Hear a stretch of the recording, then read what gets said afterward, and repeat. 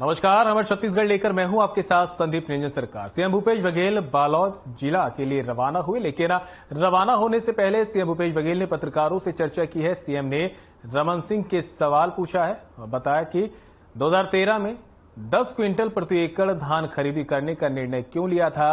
हम धान खरीद कर रहे हैं, बीजेपी उसका श्रेय लेने की कोशिश कर रही है। सीएम भूपेश बघेल ने कहा कि बीजेपी ने छत्तीसगढ़ में 15 सालों में सभी वर्गों को ठगने का काम किया। है सबको बधाई, शुभकामनाएं। भोलेनाथ सबकी मनोकामना पूरी करे। और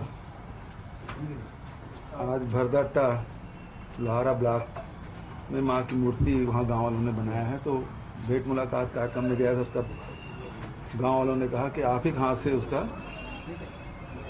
मूर्ति का अनावरण होना है, और तब से इंतजार हो रहा था। आज मंत्री जी के साथ हम लोग जा रहे हैं।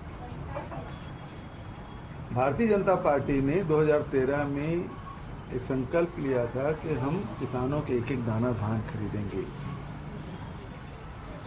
2014 में डबल इंजन की सरकार थी,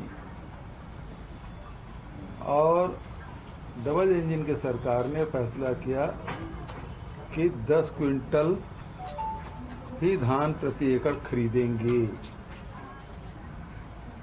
अब भारतीय जनता पार्टी कहती है कि केंद्र सरकार खरीदती है। तो रमन सिंह जी ये बताए कि 10 क्विंटल खरीदी करने का निर्णय किसका था, क्यों उस समय एक एक दाना धान नहीं खरीदा गया, किसके कहने से रोका गया। सबसे बड़ा सवाल तो यही है। बोनस किसके कहने से रोका। आप तो हर साल बोनस देने की बात कहते थे। चुनाव पहले बोनस और चुनाव के बाद खत्म। 3 साल बोनस, 2 साल बोनस, 3 साल बोनस। इस नीति पे रमन सिंह जी चले, और रमन सिंह जी लगातार किसानों को ठगने का काम किए। 1 बार ठगाए, 2 बार ठगाए, 3 बार ठगाए, बार किसानों को आप नहीं ठग सकते। छत्तीसगढ़ के किसानों ने बहुत मौका दिया आपको, और जैसे हम लोगों ने 20 क्विंटल धान खरीदने की बात की, श्रेय लेने के लिए कूद पड़े। तो सबसे बड़ा सवाल तो यही है कि 2014 में आपने 10 क्विंटल क्यों किया था।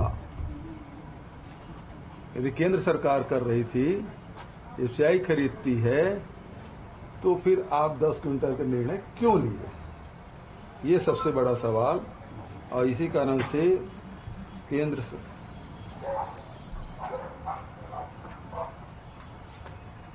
छत्तीसगढ़ के किसानों ने 2018 में 15 साल की सरकार को 15 सीट में समेट दिए। अब तो 13 रह गए।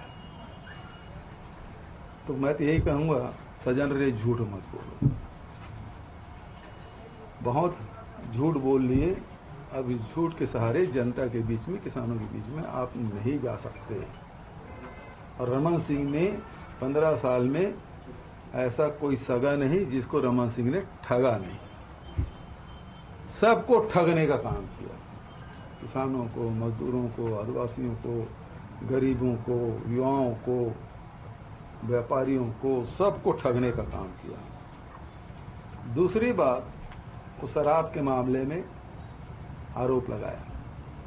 आप सबको मालूम है कि 2020 में फरवरी में आईटी का रेट पड़ा था, फरवरी 2020, और अब जुलाई 2023 में ईडी ये कह रहे हैं कि 2168 करोड़ का घोटाला हुआ है। बिना एक्साइज पेड शराब फैक्ट्रियों से निकली। तो सबसे पहली बात तो ये है, यदि शराब फैक्ट्रियों से बिना एक्साइज ड्यूटी पटाए शराब की पेटियां निकली, तो सबसे पहले तो डिस्टिलरों के खिलाफ कार्रवाई होनी थी, क्योंकि जिम्मेदारी उसकी थी और वहां जो पदस्थ अधिकारी उसकी थी। उन पे तो कार्रवाई हुई नहीं, और न उसके अचल संपत्ति अटैच किए, न उनके बैंक को सीज किए, बैंक खाते को सीज किए। और जब ईडी कार्रवाई करती है, आईटी कार्रवाई करती है, तो बताती है कि ये अचल संपत्ति हमने पकड़ा। जब 2168 करोड़ का आप आरोप लगा रहे हैं, तो कितने संपत्ति जब्त किए, किसकी? कहीं आसपास है भी? और इसकी शुरुआत किसने की थी? 2017 में रमन सिंह की सरकार ने ये पॉलिसी बनाई। इस पॉलिसी के अंदर उन्होंने सारे दुकान को शासकीय किया, कारपोरेशन के माध्यम से खरीदी की व्यवस्था की, प्लेसमेंट एजेंसी के माध्यम से मेन सप्लाई का काम किया, मेन पावर सप्लाई का, और केवल 3 डिस्टिलर ही देसी शराब कारपोरेशन को सप्लाई करेंगे। ये कार्टेल बनाने का काम रमन सिंह ने किया। और उसके बाद अब इन लोगों से इनके क्या संबंध है रमन सिंह के?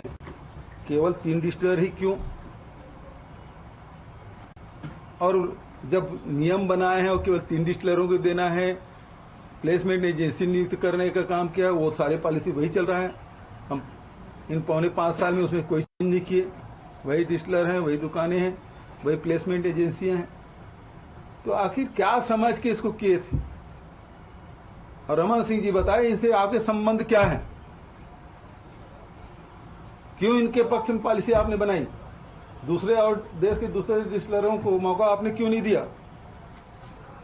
और 2018-19 में आप देखें, इस पॉलिसी के तहत 3,900 करोड़ के राजस्व की प्राप्ति हुई, और आज वो बढ़ के 6,500 करोड़ हो गया। मतलब 2.5 गुना से भी ज्यादा राजस्व की आय हुई। उसके बाद भी ये कहते हैं कि इसमें बिना एक्साइज ड्यूटी पेड किए वहां से शराब निकली। हमने उसे संज्ञान में लिया है और तीनों डिस्टिलरों को और जो 4 अधिकारी पदस्थ हैं उनको नोटिस जारी किया गया है। यदि सही पाया गया तो एक एक पाई वसूल किया जाएगा, राज्य सरकार उसे छोड़ेगी नहीं। राज्य के राजस्व में यदि कमी आई है, सिद्ध होता है, तो उनके खिलाफ कार्रवाई भी की जाएगी और एक एक पाई वसूली भी की जाएगी। लेकिन रमन सिंह जी ये बताए इनके साथ संबंध कितने गहरे संबंध थे, इस कारण से इनके लिए पॉलिसी बनाई उन्होंने। 2020 का मामला, आज 2023 जुलाई, इसका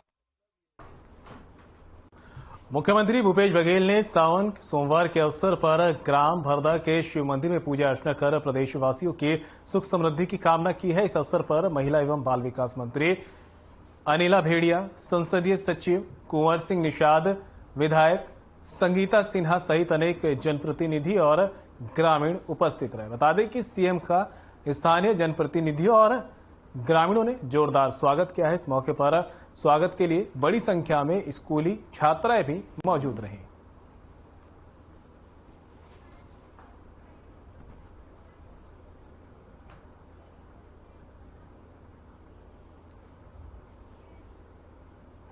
सीएम भूपेश बघेल ने आज बालोद जिले के ग्राम भरदा में स्वर्गीय माता बिंदेश्वरी बघेल पार्क का लोकार्पण और प्रतिमा का अनावरण किया है। वहीं सीएम बघेल ने माता बिंदेश्वरी पार्क के सौंदर्यीकरण और पार्क में सामुदायिक भवन निर्माण के लिए 50-50 लाख रुपए की घोषणा भी की है। आपको बता दें, इसी के साथ उन्होंने खरखरा नदी से मेन रोड टटेंगा तक करीब 3.5 किलोमीटर सड़क निर्माण के लिए 65 लाख रुपए की राशि स्वीकृत करने और शासकीय उच्चतर माध्यमिक विद्यालय टटेंगा के उन्नयन की घोषणा की।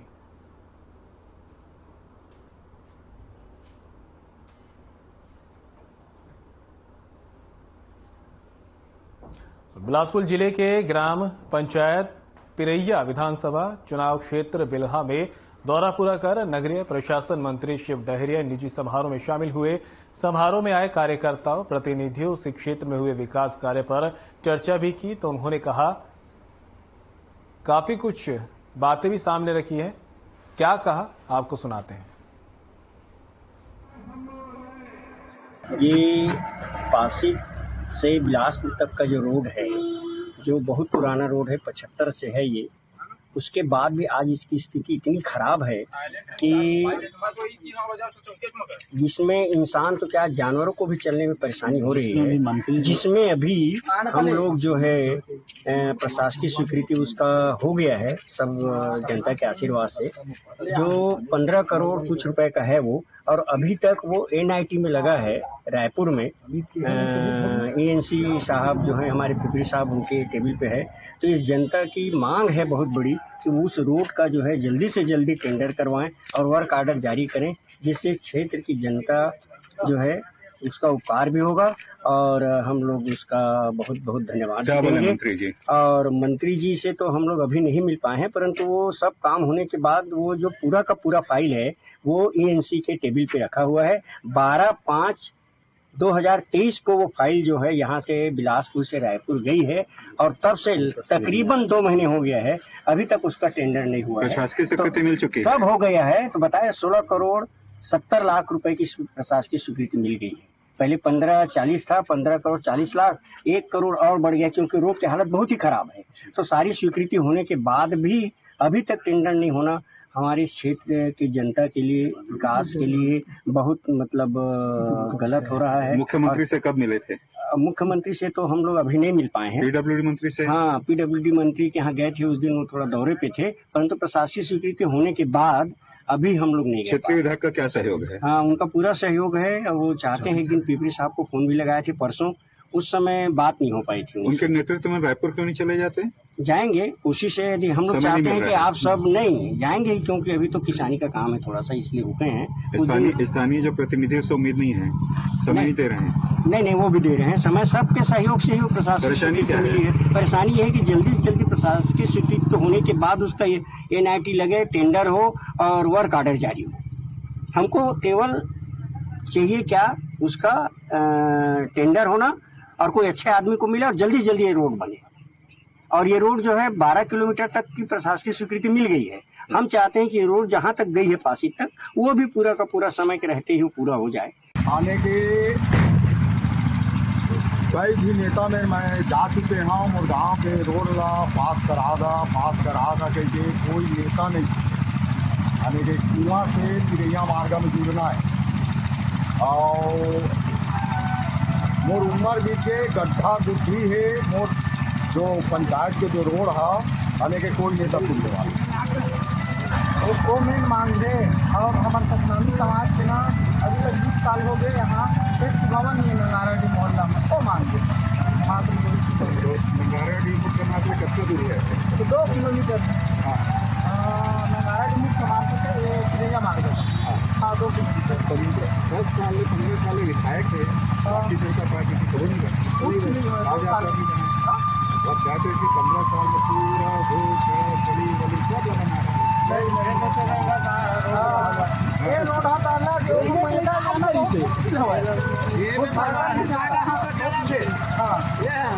वहाँ अपन यहाँ मोहल्ला में 20 साल हो गए, कुछ बिना हमारे समाज एक भवन नहीं है। तो 10 साल विधायक रहीस और अध्यक्ष रहीस विधानसभा के, कुछ नहीं करी। तो तुम्हें कांग्रेस में वोट देवत हो? हाँ, वही है वो व्यक्तिगत नंगारा जी के नाम से दुश्मनी का स्थिति हो गई। वहाँ 8 वोट मात्र पावे बीजेपी है और कांग्रेस वाले तो देख रहे हैं 4 साल हो गए, वो कुछ नहीं चाहिए। 4.5 साल हो गए। आज मंत्री का ज्ञापन देखा? हाँ, मंत्री ज्ञापन देखे आए हैं। लाइट पानी का भी चल रहा है। आज ही नेता पानी जिसे बोला हो तो भाई नहीं तो हवा। हाँ, अभी कहाँ? अरे पानी तो गुजर चला थे, चला थे गुजर, मात्रा में रोड नहीं है हमारे पास। हाँ, वहाँ 4 पहिया वाहन किसी तरीके से जाएंगे नहीं। अभी पानी गिरेंगे तो बाइक भी चलना मुश्किल, साइकिल भी चलना मुश्किल, भारी रोड। लेकिन समाज मांग पर है। समाज तो मांग रहा है, समाज तो मांग तो शुरू से है। हाँ, भाई इतना 80,000 से 90,000 तक की जनसंख्या है। हाँ, फिर मांग तो रखेंगे। तो क्या बाधा है, क्यों ऐसे संभालना होगा? जबकि बाधा ये आ रहा है कि भाई आप लोगों के 10 सीट पूरा रिजर्वेशन है। हाँ, तो आप लोगों को कैसे देंगे? बात यही पर अटकता है। तो जीत का आधार तो हाँ, लेकिन सरकार को ये सोचना चाहिए, संगठन को सोचना चाहिए कि भाई जहाँ जाते जी सकता है टिकट मिले। क्या बोले मंत्री जी, बात करते हैं तो मंत्री के सामने। अब मंत्री जी तो वही प्रयास करो, मेहनत से बड़ी कोई चीज नहीं, मेहनत करो, फल की प्रतीक्षा मत करो, यही बोले भाई, मेहनत से और क्या रहेगा। हम ये मानते चलें कि जो परंपरा है वो कायम रहेगी, तो ये क्षेत्र फिर वंचित रह जाएगा कितनी जगह। नहीं वंचित भाई, अब सवाल ही नहीं है, मेहनत करेंगे तभी तो होगा ना, बिना मेहनत से कोई चीज नहीं। चलो अभियान चल रहा है कांग्रेस पार्टी का, और क्षेत्र में मैं तो सतत दौरे पर रहती हूँ, तो कांग्रेस के पक्ष में बहुत ही बढ़िया माहौल है। वो दोबारा कांग्रेस की सरकार और सम्मानित मुख्यमंत्री जी की सरकार चाहते हैं। लेकिन जो जानकारी आ रही है उसमें यह है कि बूथ अभी सबसे कमजोर है, और जितने लोगों को उसमें शामिल किया गया है वो आधे कार्यकर्ता ही नहीं है। ऐसी बात नहीं है, बूथ में कार्यकर्ताओं को भी शामिल किया गया है, जो कांग्रेस से निष्ठा रखते हैं उन परिवार के सदस्यों को भी शामिल किया गया है। ये आपकी जानकारी से मैं सहमत हूँ। अच्छा, मैं एक बार फिर बोलूंगा कि महिला कांग्रेस की जो भागीदारी है वो उल्लेखनीय नहीं हो पा रही है। कैसे जोड़ेंगी महिलाओं को, ताकि महिलाएं बराबर जुड़ रही हैं। अपने पास अलग से प्रकोष्ठ महिला कांग्रेस का भी है, यहाँ पे महिलाएं भी बराबर अपना हिस्सेदारी निभा रही हैं। अभी आपके अभियान में कितनी महिलाएं शामिल रहती हैं? क्योंकि मैं पीसीसी की तरफ से ब्लॉक अध्यक्ष हूँ, बेसिक महिला कांग्रेस से नहीं हूँ, इसलिए मेरे पास भी लगभग 40% महिलाएं हैं। कितने बूथों में महिलाओं की नियुक्ति हो चुकी है? सारे बूथों में 10 महिलाओं की नियुक्ति अनिवार्य है, जो किया गया है। ये उन लोगों का भ्रम है। अभी छत्तीसगढ़ में ऐसी कोई परिस्थिति नहीं कि कांग्रेस के ऑप्शन में कोई पार्टी खड़ी हो सके। भूपेश बघेल जी के नेतृत्व में छत्तीसगढ़ में किसान खुशहाल है, युवा खुशहाल है, महिला खुशहाल है, सारी जनता जो विभिन्न जन कल्याणकारी योजनाएं हैं जो जन जन तक पहुंच रही है। इसलिए भूपेश बघेल, एक कहावत भी है, भूपेश है तो भरोसा है। निश्चित रूप से इस बार 75 पार कांग्रेस सरकार की आएगी और बहुमत से कांग्रेस से सरकार निकलेगी। बूथ चलो अभियान बूथ बचाओ अभियान में बदल गया है जी। बूथ चलो अभियान जो था वो बूथ बचाओ अभियान में बदल गया है। जी नहीं, उसमें देखिए हर पार्टी का अपना अपना काम करने का तरीका होता है। कांग्रेस पार्टी बूथ स्तर पे काम करती है, और बूथ स्तर में बूथ चलो अभियान के तहत बड़े से बड़े नेता 2-2 बूथ के प्रभारी बनकर जा रहे हैं और बूथ में परीक्षण कर रहे हैं कि वो बूथ कमेटी सही बनी है या न बनी है, और यदि कुछ उसमें सुधार की आवश्यकता है तो उसको सुधार करें, और हम मजबूती के साथ 2023 के चुनाव में के मैदान में उतरें। महिलाओं की भागीदारी करना है बूथों में, महिलाओं की भी भरपूर भागीदारी है। कांग्रेस की महिला विंग भी काम अपने स्थान पर काम कर रही है महिला कांग्रेस के रूप में, और हर बूथ में 33% महिलाओं को भी एडजस्ट किया जा रहा है, उनको पद नवाजा जा रहा है। इसी प्रकार से चाहे वो ब्लॉक कमेटी हो, जोन कमेटी हो, सेक्टर कमेटी हो या जिला प्रदेश की कमेटी हो।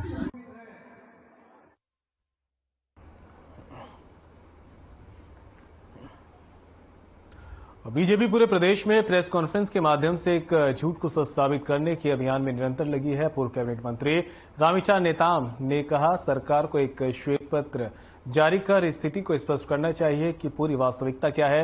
उन्होंने कहा कि केंद्र सरकार हर साल एमएसपी बढ़ाती है और राज्य सरकारों से उपज खरीदती है।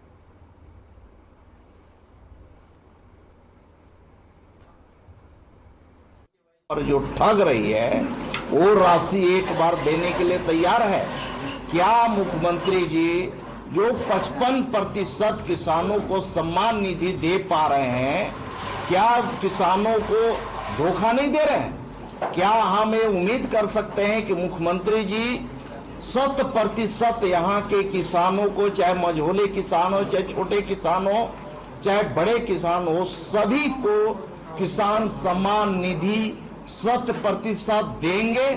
ये मेरा प्रश्न है। जो कई वर्षों से लगातार इस प्रकार कांग्रेस सरकार के द्वारा किसानों को ठगा जा रहा है, तो इससे पहले विपक्ष की सक्रियता इस प्रकार क्यों नहीं दिखी जैसी अभी क्यों दिख रही है?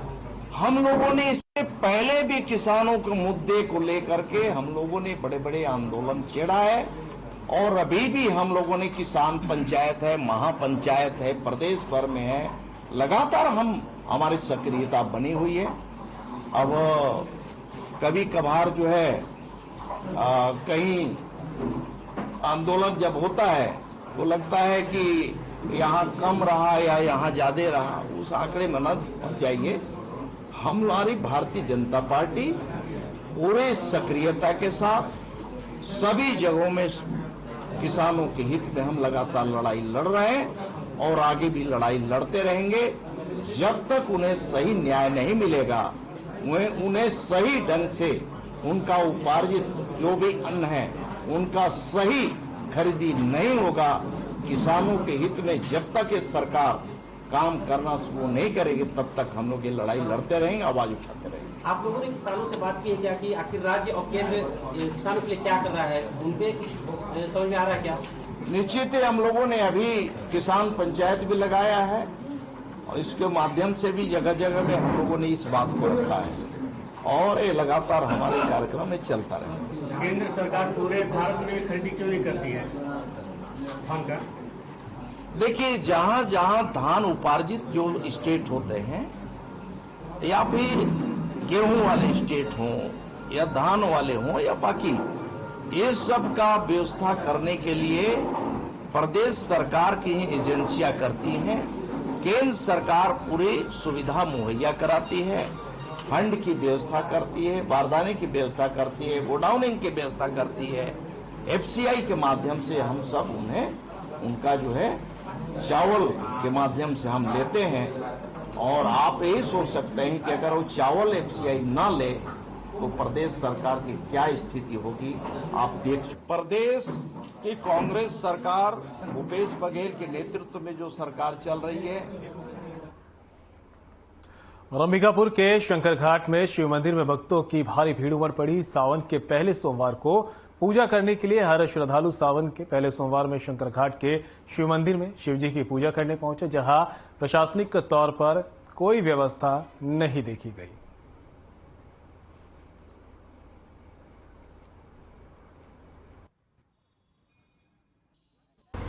शंकर मंदिर कहाँ पर है? शंकर घाट, शंकर बाघ नदी के तट पर जी। इसका क्या महत्व है यहाँ पर, इस मंदिर का? इस मंदिर का भैया शंकर का स्थान हो, नदी का किनारा हो जी, जंगल हो, श्मशान घाट हो जी, ये पांचों वट का वृक्ष हो, ये पांचों लोग एक जगह नहीं मिलते, लेकिन ये यही ऐसी जगह है जहाँ के पांचों आपको एक जगह मिलेंगे। वट वृक्ष, शंकर का स्थान, नदी का किनारा, जंगल और श्मशान घाट, पांचों यहाँ। और बाबा विश्वनाथ उत्तरवाहिनी गंगा उनके चरण पखाड़ती हैं। यहाँ बाघ नदी बाबा का उत्तरवाहिनी बनकर के चरण पखाड़ती है। ये अंबिकापुर की काशी इसको आप कह सकते हैं। आज के दिन का क्या महत्व है? सावन का सोमवार है, सावन का महीना भोलेनाथ का महीना बोला जाता है और सोमवार का दिन उनका दिन होता है। सावन के सोमवार का बड़ा विशेष महत्व होता है, सोने में सुहागा होता है। इस दिन पूजा पाठ करने का विशेष फल भी है। आज दूसरा सोमवार है, तो कैसा यहाँ पर माहौल है, क्या लग रहा है, कितने श्रद्धालु हैं? ये पहले सोमवार है, लेकिन आज यहाँ बहुत आज जो है आज पहला सोमवार, आज सावन का पहला सोमवार है जी। चलिए ठीक है। यहाँ का वातावरण देखिए पूरा जो है जायमान है और कुछ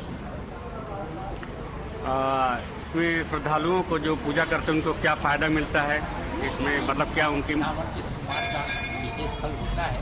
श्रद्धावान आते हैं, उनकी मनोकामनाएं पूरी।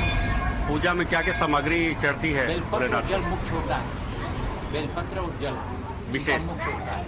उसके बाद दूध भी है, भांग भी है, लोग चढ़ाते हैं, लेकिन बेलपत्र और जल इनका मुख्य पूजा का अंग होता है। भोलेनाथ की कितने समय से पूजा कर रहे हैं यहाँ पर, आप अपना समय दे रहे हैं? सन 2000 से लगा 23 साल हो गए। सन 2000 से नवंबर से लगातार मैं बचपन से हम लोग सोमवारी करते आ रहे हैं, बचपन से जब से होश संभाले हैं तब से। अब इसमें बोला जाता है, जिसे बड़े बुजुर्ग बोले हैं हम लोग कि कुंवारी कन्या अच्छे वर के लिए करती हैं और शादीशुदा पत्नी अपने पति के आयु के लिए करते हैं, अपने बच्चे के दीर्घायु के लिए करते हैं और भोलेनाथ का पूजा करने परिवार की मंगल कामना, पूरा मंगल कामना के लिए करते हैं और इसको करना ही चाहिए हर स्त्री को। शुभ नाम आपका? शुभ नाम? जानकी तिवारी। कहाँ? तो ये नेता प्रतिपक्ष नारायण चंदेल, विधायक मस्तूरी डॉक्टर कृष्णमूर्ति बांधी, विधायक बेलतरा रजनीश कुमार सिंह और जिलाध्यक्ष रामदेव कुमावत बीजेपी कार्यालय बिलासपुर में आयोजित संवाददाता सम्मेलन में शामिल हुए। इस दौरान मुख्यमंत्री भूपेश बघेल पर धान खरीदी मामले में सफेद झूठ बोलने का आरोप लगाते हुए कहा कि राजनीतिक पतन की पराकाष्ठा है। सीएम भूपेश कहते हैं कि केंद्र सरकार ने छत्तीसगढ़ का 80% धान नहीं खरीदा। राजनीतिक स्वार्थ के लिए लोगों को आधा झूठ बोलते हुए देखा गया है, किंतु इस स्तर का सफेद झूठ केवल भूपेश बघेल ही बोल सकते हैं। बीजेपी नेता प्रतिपक्ष नारायण चंदेल ने कहा कि केंद्र सरकार 80% धान खरीदती है, साथ ही साथ कुल भुगतान का भी 3/4 से ज्यादा हिस्सा देती है। आज हम आपसे चर्चा जो कर रहे हैं, इस छत्तीसगढ़ प्रदेश के मुख्यमंत्री श्री भूपेश बघेल जी लगातार छत्तीसगढ़ के भूमिपुत्र और अन्नदाता किसानों को, यहाँ के प्रदेश की जनता को गुमराह कर रहे हैं। किसानों के मामले में फर्जी बयानबाजी कर रहे हैं, उनके मंत्री भी कर रहे हैं और केंद्र सरकार के ऊपर में लगातार झूठा आरोप प्रत्यारोप कर रहे हैं। किसानों के विषय को लेकर के आज हम आपसे बातचीत कर रहे हैं। मैं आपको बताना चाहता हूं, ये विधानसभा में इस प्रदेश के तात्कालिक खाद्य मंत्री श्री अमरजीत भगत ने स्वीकार किया और विधानसभा के पटल पर रखा कि अभी तक मोदी जी की सरकार ने, भारत सरकार ने यहां के धान खरीदी के लिए 51,563 करोड़ रुपया राज्य सरकार को दिया छत्तीसगढ़ को, और धान खरीदी में राज्य सरकार ने सिर्फ 11,148 करोड़ रुपया लगाया। अब 40,000 करोड़ रुपए का अंतर है। जबकि भूपेश जी, जिसको हम ठगेश जी भी कहते हैं, लगातार ये झूठ बोल रहे हैं, विधानसभा के आंकड़े को झूठा बता रहे हैं। संविधान की अगर किसी ने शपथ ली है, मुख्यमंत्री ने या मंत्रियों ने, तो उनको झूठ नहीं बोलना चाहिए। और बुलेटिन में मेरे साथ इतना ही, दीजिए इजाजत, नमस्कार।